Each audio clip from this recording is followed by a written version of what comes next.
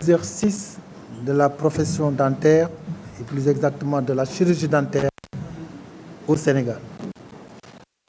Il est important de souligner que l'objectif visé par cette sortie se résume en l'éclairage de l'opinion nationale sur les tenants et les aboutissants de notre profession, afin que se fabrique dans l'esprit de nos voyantes populations une odontoconscience bien outillée qui puisse leur permettre de discerner la bonne graine de l'ivraie. Au Sénégal, une seule et unique loi votée en 2021 vers la profession dentaire. C'est la loi 81-70. Qui, sur le plan de la hiérarchisation des normes juridiques, prime sur tout de qualité. Cette dernière énonce en ses articles, c'est-à-dire la loi, en ses articles 1 et 2 et 3, elle énonce les conditions sine qua non d'exercice de la chirurgie dentaire qui sont les conditions de diplôme. Il faut être chirurgien dentiste, il faut être diplômé en chirurgie dentaire pour pouvoir exercer la profession dentaire. Il faut être sénégalité, c'est les conditions de nationalité. Et enfin, il faut être inscrit obligatoirement à l'une des sections du tableau de l'ordre, c'est-à-dire la section A pour le public et la section B pour le privé. Cependant, et c'est important de le souligner, l'article 6 en son alinéa 4 exclut de ces dispositions les étudiants en chirurgie dentaire et le personnel dentaire auxiliaire diplômés d'État à condition qu'ils agissent comme aide d'un chirurgien dentiste qui les place auprès de ses malades et sous son contrôle. Cet exercice de la profession s'effectue dans le cadre d'un schéma précis qui épouse les contours d'une pyramide professionnelle bien hiérarchisée allant du chirurgien dentiste à l'agent de santé communautaire odontologique, en passant par le technicien supérieur en odontologie, le technicien de laboratoire de prothèses dentaires et l'assistant dentaire. Cet exercice se pratique en privé ou en public. Dans le privé, seuls les chirurgiens dentistes sont autorisés à travailler en solo ou en fonction des modes d'exercice établis. C'est la loi 81-70 qui le dit, et notamment en son article 3. Les techniciens de laboratoire de prothèses dentaires constituent l'unique personnel auxiliaire libéral depuis qu'ils sont déversés de la Chambre des métiers au ministère de la Santé et de l'Action sociale, qui nous envoient leur dossier pour avis d'autorisation. Et là, on peut se référer au décret 53-86 du 7 juillet 1997.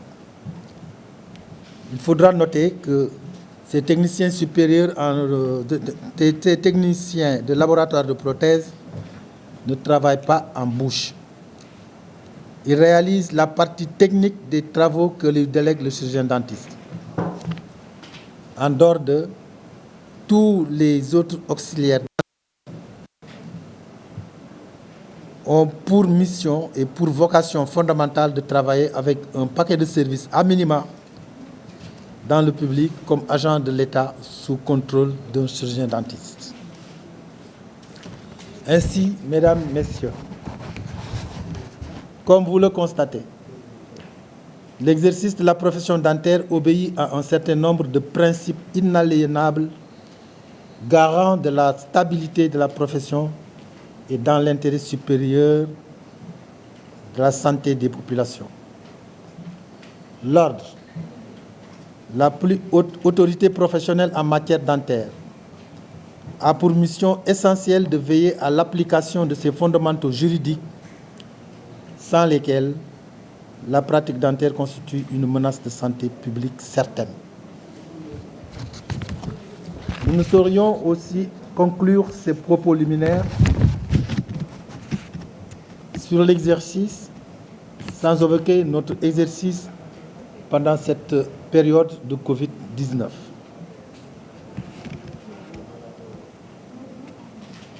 Le personnel dentaire est au centre de l'exposition à cette maladie du fait de la proximité avec les malades et du dégagement des aérosols résultant de nos instruments de travail.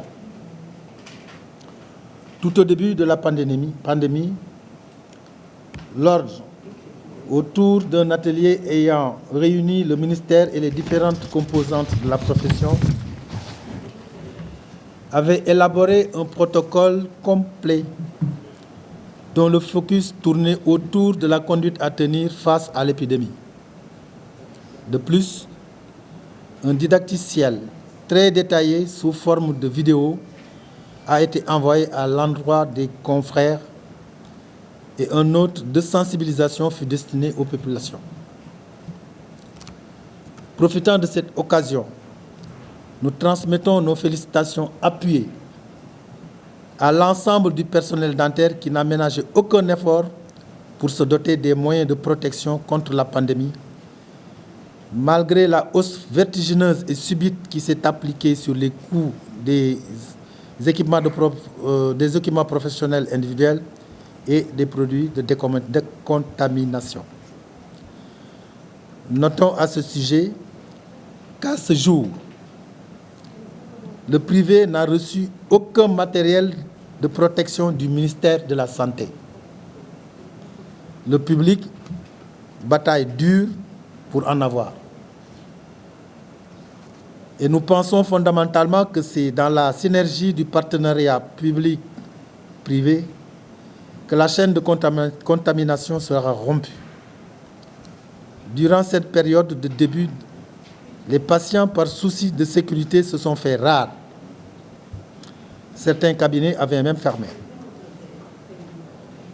Mais devant la problématique de la continuation et de la permanence des soins en toutes circonstances, les confrères, après cette réception des didacticiels ordinaux et suite à de consistants sacrifices financiers, ont repris du service. Le manque à gagner est aujourd'hui très lourd. Mais malgré les contacts et les correspondances adressées à qui de droit, le plan de résilience économique de l'État n'a pas répondu à nos attentes. Mesdames, Messieurs, voilà ramassés les points sur lesquels nous avons voulu vous entretenir cet après-midi. Les autres deux composantes de la profession ici présentes pourront apporter des contributions et répondre à certaines de vos questions centrées sur le thème.